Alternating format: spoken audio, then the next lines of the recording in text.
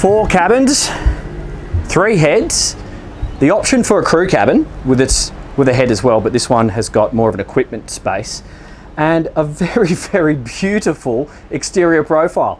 I'm on the Princess S66. This is the walkthrough video.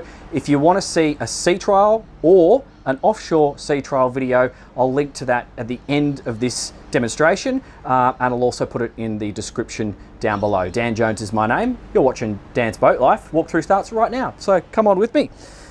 We've got the gen set on and we have the Seakeeper on. We also have the air conditioning running. We're just going to leave that running throughout this walkthrough so you guys can hear what I'm hearing and we can learn together. But I'll tell you what, this thing's a head turner. So we'll start walking our way through. This is just access or one way of getting down into the engine space. We will do that towards the end of the video. So if you're interested in the mechanical side, we're going to tour that at the very end. But we've got the kid and doggy doors just there, decent stainless steel cleats and nice fair leads through stainless steel fair leads just here, and grab handles on either side. Beautiful big sun lounge.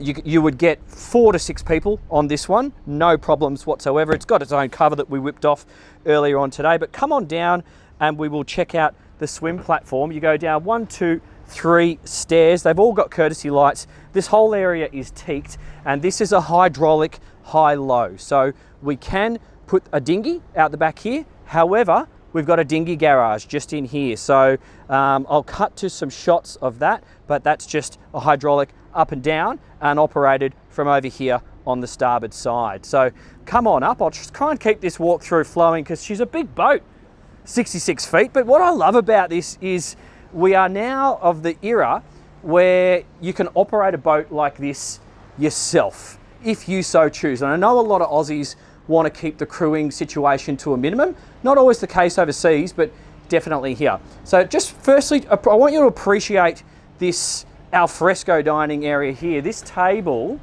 will halve in size if you choose. So access around the table is a little bit easier, and then you can seat yourself down and open it up like that. You'll get 6 people around here, no problems, and plenty more. I also want to point out that the depth of the seat is quite decent, and it's got a little bit of an angle on it, so it's quite comfortable.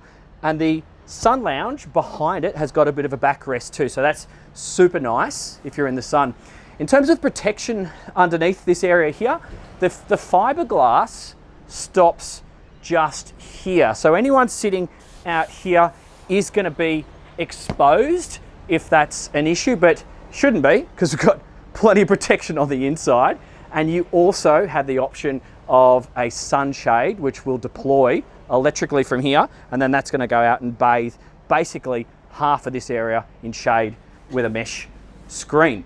So yeah, Gary, you kind of start to get all this in shot, and we'll make our way. We're going to go through the interior of the boat, then we're going to check out the Flybridge after that. It's the Sport Fly, and as I said, the mechanical spaces at the end. But you've got this galley, and it's a typical flow-through layout, but in terms of the access, you have this stainless steel hinged window just here, and a 3-piece concertina door just here. Really super solid.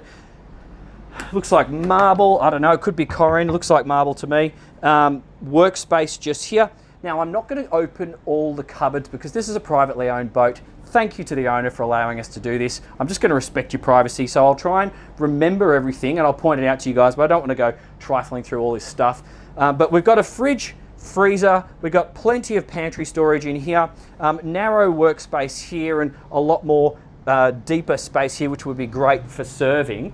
And then over on this side, you've got your 4-burner stove, oven, dishwasher underneath, bin just here, plenty of storage for cleaning gear, and you've got your cutlery drawers in here as well, twin stainless steel sinks, and you do have a proper backsplash here. I like seeing that because when you are working here, any mess that gets created is not going to get on the upholstery. Sometimes they forget to do that, or they just put these little small glass backsplashes, which don't really work if you're actually doing some proper cooking. You do have an extractor fan above here, a little bit more pantry storage. We've got some power sockets hiding behind this plant here and on that side as well. So you really are well catered for. I also note that the Fisher & Paykel, it's got a little holder to stop the thing opening if you're going through some waves by accident. There's a lot of really nice interior finishes on this boat too, so hopefully you're going to be able to notice that as we make our way through. But on this starboard side, we have this wonderful L-shaped seating area, and I think a lot of eating is going to take place here because you're just directly opposite the galley, so it's quite convenient, and you are in the air conditioning, and your views, oh, here comes some rain, your views are just epic. So you've just got really, really good views out either side. The only blockage really is the fridge there and this pillar behind the stairs, but even the stairway up to the Flybridge is designed in such a way where it's just got a pillar support and you can see through the stairs, so it creates quite a nice outlook. Now this table will also break down in size, so you go from timber to this textured finish here, a couple of drink holders, and just look at those curves just there. Isn't that lovely? We're going to see a lot of nice curves and quality timber work as we make our way through. So it's all flat from the teak decks coming into the galley and the dining area, and then we sort of step up one small step into the saloon.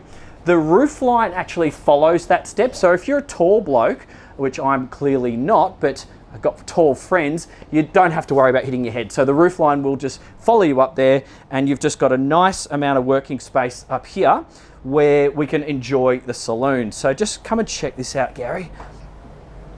So this is a really good place on passage. We'd have spent a day driving this boat in the ocean, and whether you want to just use the air conditioning, or if you needed to enjoy some heating, you could do that too. This would be a great place to do it. You would get up to 6 people sitting around here communicating with the skipper and the navigator, and you can all be together.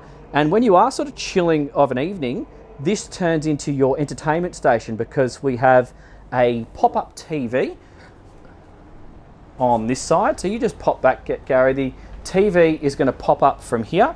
We've got this nice textured finish here. You could dress this. I actually did see that done on the Princess S66 in New Zealand. He had a few nice little features which look super cool. I'm opening these ones because they're just fridges. So that's a Verifrigo. I guess that's an ice maker because this one here looks like a fridge. And then you've got some really well displayed glassware just under here. Isn't that nice? Same again under here. And one of the super neat ones, which I didn't point out on my way in, was just underneath here. Now, you'd miss this because it's so well camouflaged, but how cool is that? That's just the details that you would expect on a beautiful boat like this. So, all the Princess China, logo China, and even this coffee table, it's just a work of art. The design itself is super cool, and you got this marble top with a timber base, but lots of space underneath so no one's going to kick their feet. Very nice. So let's focus in on the helm. Typical Princess stuff, very comfortable, extremely well sound insulated, a decent amount of V. We have seen this boat out of the water, so she will tackle a bit of sea. So she's quite a comfortable boat to operate. We're running the twin man 1400 horsepower V12s. So this is the lower helm. We've got the Sport Fly and we have the yacht controller. You can access the decks through this door just here. So that's just the electric button there. And then you push this out. It is raining now, so I'm not actually going to leave that open. But you can also lock the door there as well. That's super handy if you are just not using the yacht controller, or if you are and want to make your way forward if required.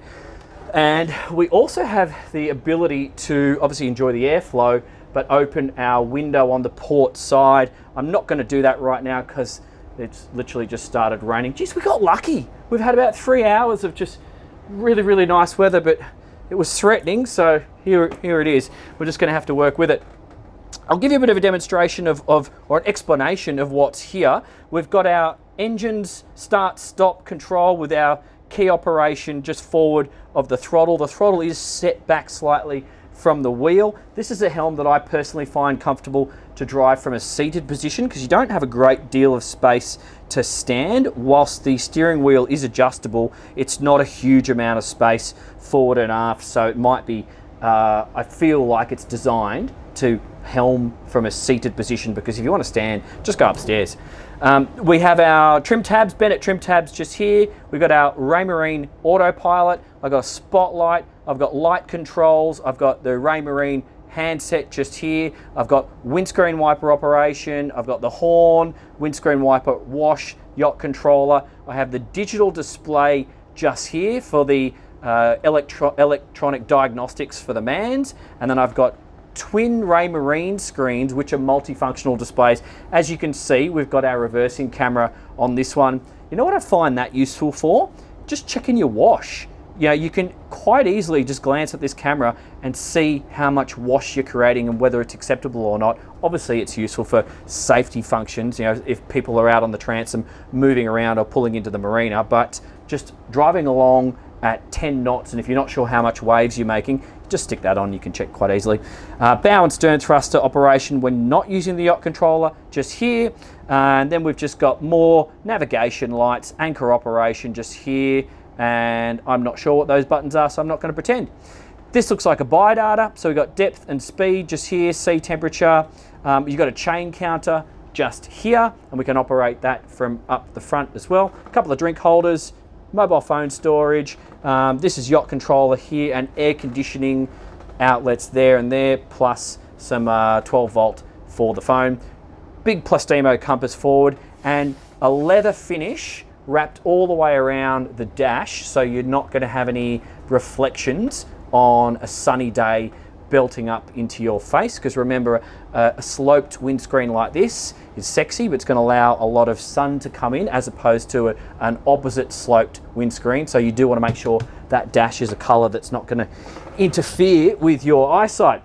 We do have storage underneath the navigator's seat, so that's a good place for some safety gear. And I saw a glove box just over here on port, great place for storing electronics. They're not open right now, but we do have blinds just here and a sunroof above us. So yeah, we just got that closed because of the sun's a little bit hot today. Downlighting in all the sensible places of an evening. This would be super, super nice. Come straight on down. Let's check out the accommodation, because this is where the boat just starts to, or continues to, impress. I just want to pay attention, or I want you to pay attention to some of these curves. Some of these curves requires a lot of workmanship or craftsmanship, if that's the right word, and Princess are clearly investing in that. So here we are. This is the forward VIP. Just soak it all in and listen.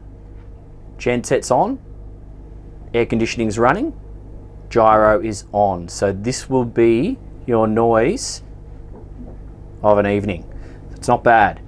So storage, both sides. We actually have an emergency escape hatch just above the bed here. You just pull that little latch there.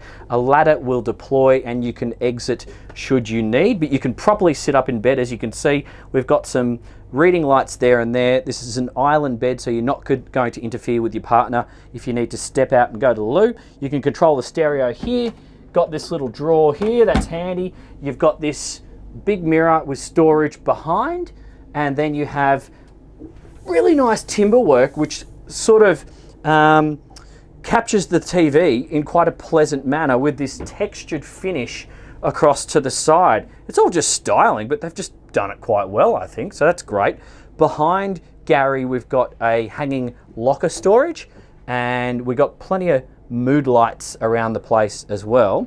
And whilst you're there, I'm going to step over to the port side, and so this is the VIP head. So you got loads of space in here, decent amount of space just here, nice sink, couple of opening cupboards there. I'm not sure if there's storage. Yes, there is. So that hinges. You got more storage behind there, towel racks, and quite a large shower in this one. So for perspective, that's quite large. Plenty of space. And there's a lip just here, so if you are showering, the water is not going to make its way into the main part of the head. It's definitely going to drain into the drain just there on the corner. So that's clever design. don't need to worry about this nice carpet. So you go through this door, and then this is your main door just here, stepping out into the foyer, I'm going to call it. So we have the day head just here, which has its own private access from the starboard guest cabin. Now, that is also shared with the port kiddies cabin, I'm going to call it. But just so you know, see this door here? So here I am coming out. Actually, you walk through there, Gary, and then we'll let everyone appreciate this. So this is the starboard cabin. You have a little bit more space in this one. You could option it to have the two singles joined together. I assume that would be electrically. And we've got two opening ports here and here. Nice views, storage, hanging storage, and a TV just here. All the cabins are air conditioned with their own controllers, as you would expect of a boat of this caliber. And then let's go out this door. So hopefully it all makes sense for you. Can you fit there, Gary? There we go. And then come this way. So just, again, look at some of the curves, look at the leather and the backlighting. It's just been done very, very elegantly. And this is the kiddies. I'm going to get out. You just stick the camera in there. It's a proper kiddies cabin, this one. They're going to be happy with that.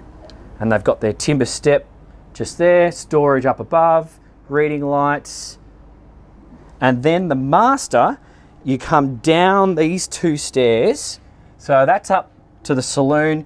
Here we have a linen cupboard, and in here we've got a washer dryer just below, and you can tell because you've got the ventilation just in there. And here is another storage and a locker for all your cleaning stuff that needs to go with the washer dryer.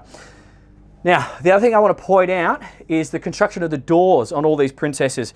They've got this rubber seal just here and here, which gives you really good sound insulation. So they are thinking about this. It carries through the boat, and you notice it when you're underway. I've deliberately closed the blinds on this side because the sun's getting a little bit low, but I wanted you to see what they look like. So we have a beautiful big window on this side, which mirrors the window on that side. And it also has a single opening port. The only thing it's missing, so you just got to remember, add this into your mental checklist. I can't see any of those wires that indicate when you've forgotten to leave this or forgotten to close this before you go fast. So just pay attention to check your ports, make sure they're closed before you accelerate, because that would be embarrassing. So nice little lounge just here, gorgeous bed, storage underneath this bed and under the bed on the VIP. But I want you to just come over here. There's nothing in here that's private, so I will open this one. And how cool is that? Look at this nice little thing. That's a lady's makeup thingamajiggy.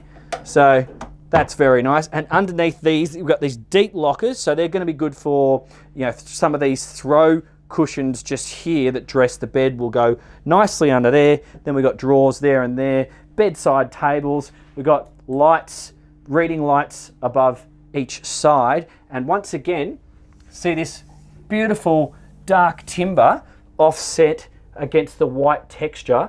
It's kind of just hits you a little bit. It's very impressive. I do like that. Just styling. It's not functional, but I think it's cool. So coming aft of the master berth, again, just pay attention to this blue felt. That's quite nice to touch, but looks kind of cool. Feels a bit boaty. This is impressive. So coming here, we'll just come straight in.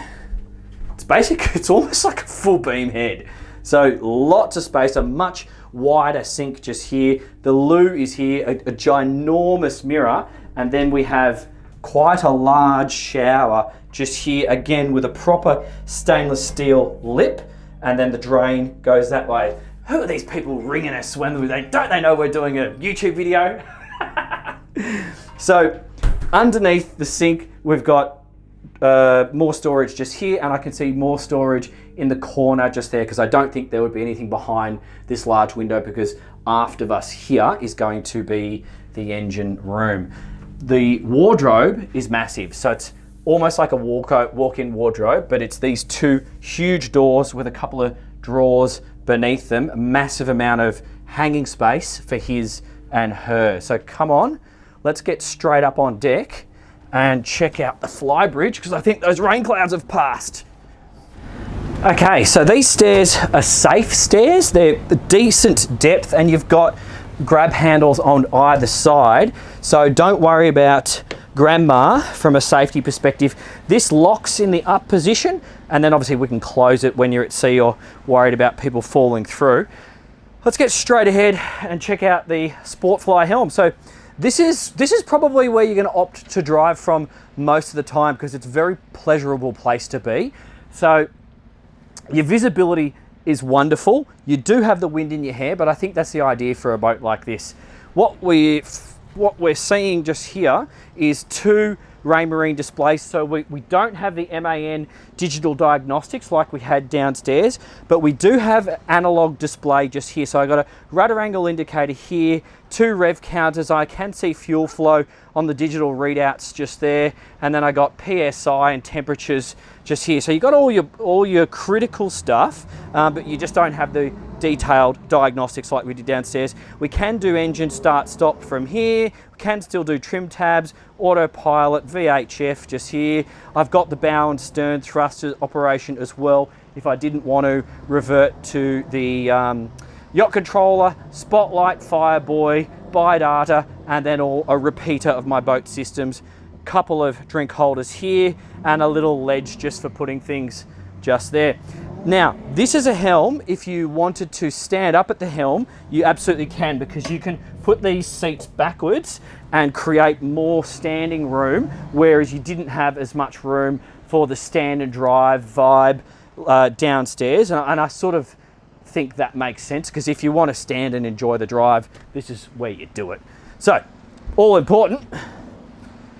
Beer fridge right next to the helm, very important. Obviously don't drink and drive, that's for when you get to your destination. And another lovely little L-shaped lounge with a cushion that goes on an angle here. So you could almost, I'm not going to do it because it's just been raining, you could almost be lying and facing this way and communicating with the driver and navigator just there.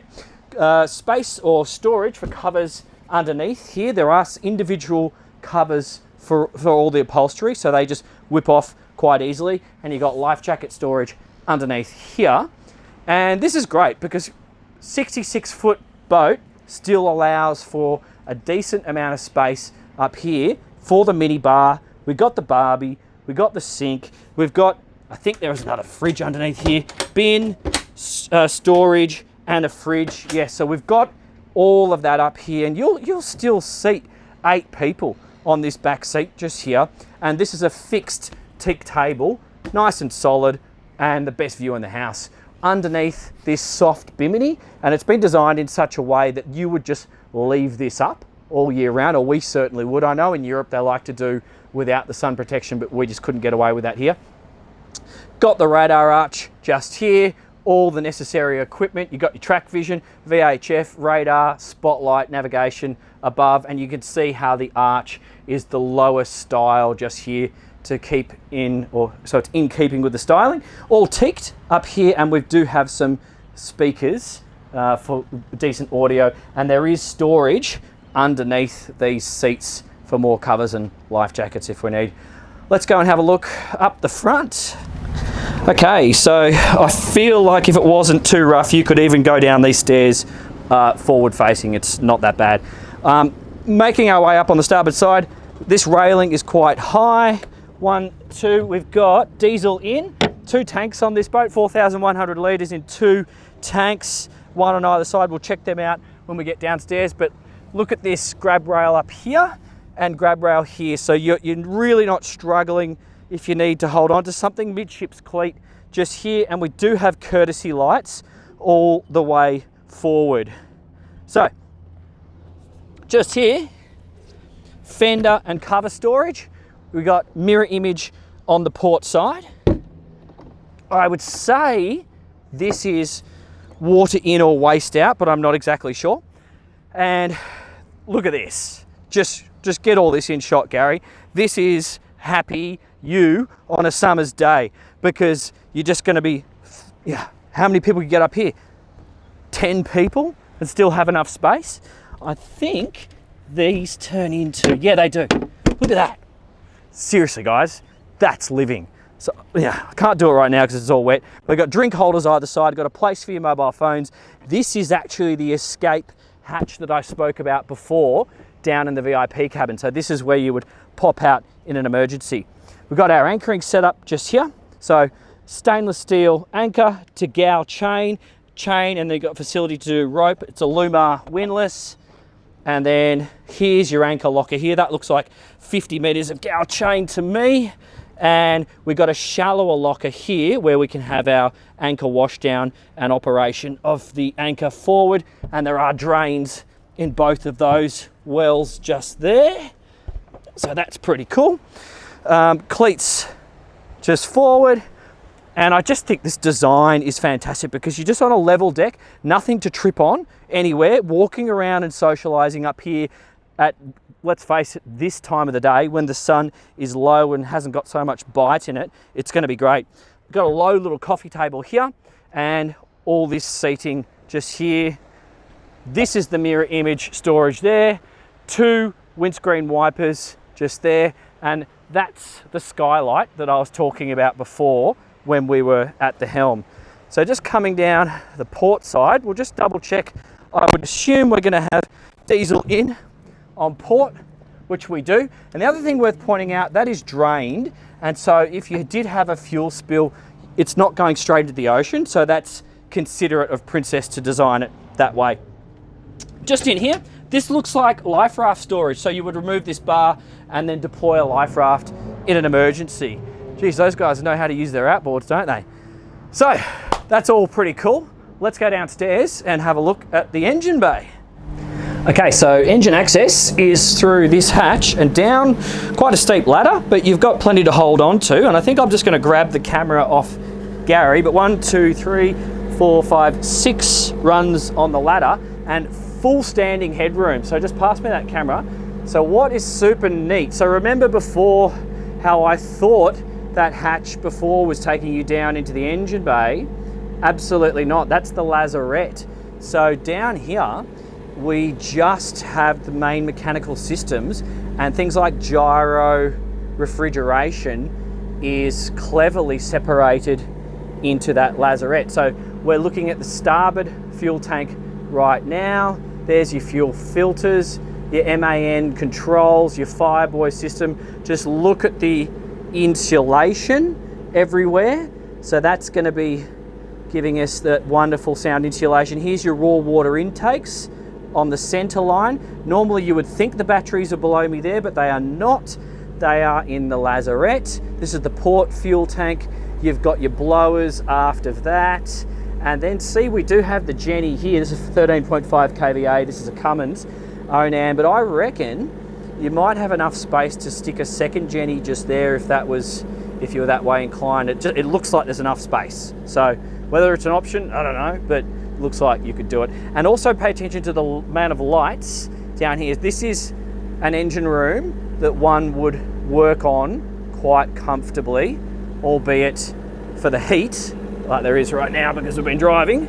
Oh, and just pay attention to the shape just here. That's your tender garage, which we had a look at before. So that's the front end of the tender. You guys got to see this. This is epic. I love the way they've organized this lazarette area. Okay, camera's coming with me. You do need to be careful coming down these stairs that you don't step on the battery box.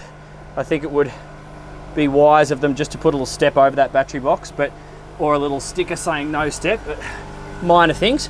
Now, look at all the plumbing distribution on the port side just here. You can see the exhaust out. It's a bit of a crawl space as you make your way aft. We can see hydraulics, steering.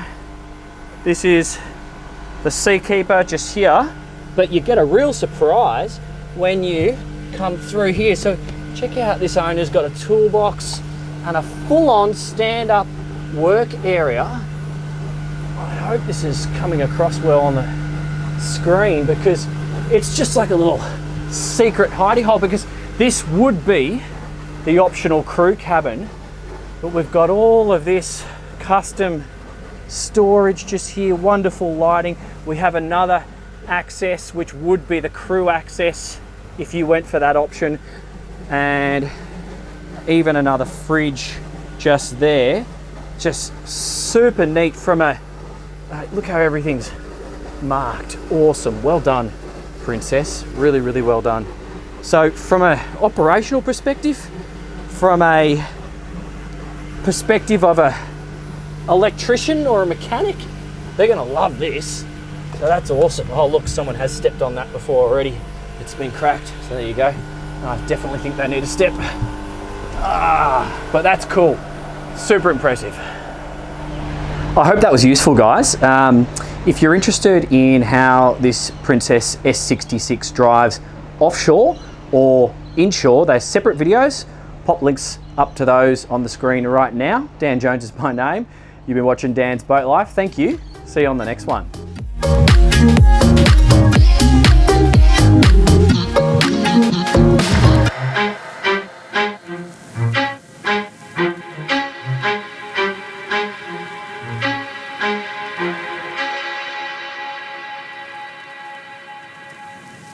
I keep forgetting to ask this. Guys, if this content is useful to you, if you get some value and you want to see some more, please support the channel. Please subscribe. Consider getting onto the Patreon. I really appreciate it. All the likes, the shares, the comments. I read and try to respond to every comment as soon as I can. So really appreciate it. Your support, much valued. Thanks, guys. Bye.